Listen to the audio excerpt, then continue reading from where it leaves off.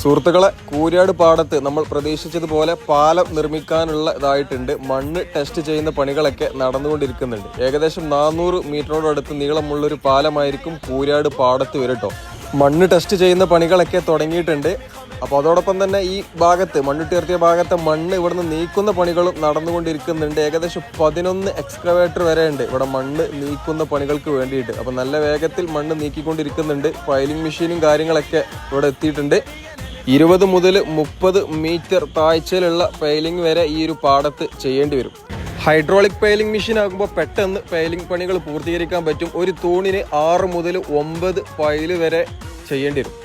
ഏതായാലും കൂരിയാട് പാടത്ത് മണ്ണ് നീക്കുന്ന പണികൾ ഇങ്ങനെ നടന്നുകൊണ്ടിരിക്കുന്നുണ്ട്. ഇവിടെ നിന്നുള്ള മണ്ണ് ഈ സൈഡിലോട്ട്, സർവീസ് റോഡിന്റെ സൈഡിലോട്ടാണ് തൽക്കാലം സ്റ്റോർ ചെയ്ത് വെക്കുന്നത്. ആ പാടത്തുനിന്ന് എന്തായാലും മണ്ണൊക്കെ വാരിക്കൊണ്ടുപോകുന്നതാണ്. അപ്പോൾ കൂരിയാട് പാടത്ത് പാലം റെഡിയായി. സംഭവം ഏതായാലും ഉഷാറായി, സെറ്റാണ്.